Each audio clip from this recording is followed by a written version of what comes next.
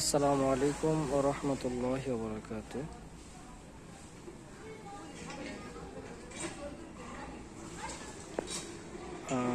তরা ইমদাদুল উলুম মাদ্রাসা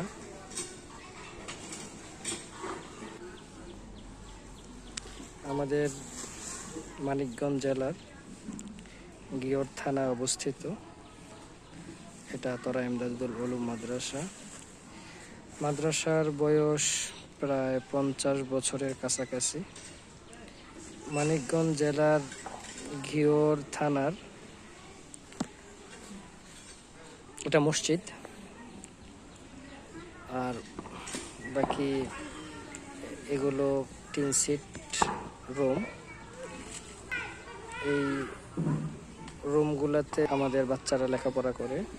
তো টিনগুলো অনেক আগের, আমরা রং করছি, তো এখানে বাচ্চারা লেখাপড়া করে, ওদের কষ্ট হয়।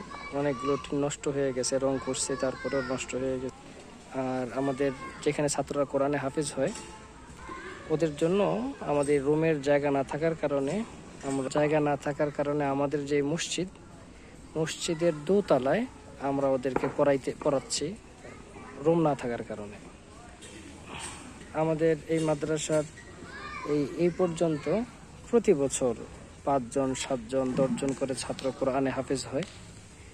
তো আমাদের মাদ্রাসাটা অনেক প্রাচীন হওয়া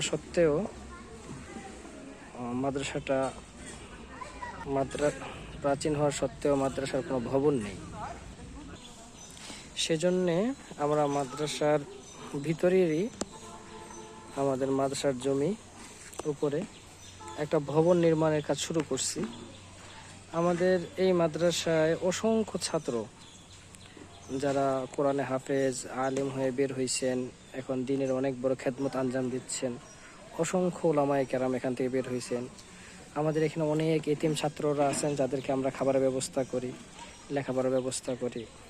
তো আমাদের বোর্ডিংয়ের মধ্যে এখনও অসহায় ছাত্র সারা মাদ্রাসায় আছে প্রায় 70-80 জনের মতো। তো মাদ্রাসায় ছাত্রদের জায়গা হয় না, ক্লাসের সংকট হওয়ার কারণে আমরা আমাদের একটা ভবন নির্মাণে হাত দিছি। তো এখানে আমরা মূলত ভবনটা করছিলাম। আমাদের এই ভবনটা লম্বায় হবে প্রায় 160 ফিট লম্বা, আর চওড়া হবে প্রায় 40 ফিট, আর 3 তলা ফাউন্ডেশন দিয়ে করা। তো এই ভবন নির্মাণে আমরা সবচেয়ে ভালো ইঞ্জিনিয়ার সাথে কথা বলছি, উনি আমাদেরকে ওনার দিক নির্দেশনায় কাজ চলতেছে। তো এই ভবন নির্মাণে আনুমানিক একটা ব্যয় ধরা হয়েছে প্রায় 4.5 কোটি টাকা। আমরা ভবনটা খুব মজবুত আকারে করতেছি। এখানে যে আপনারা দেখবেন, এখানে সব 16 মিলি আর 20 মিলি রড দেওয়া হয়েছে।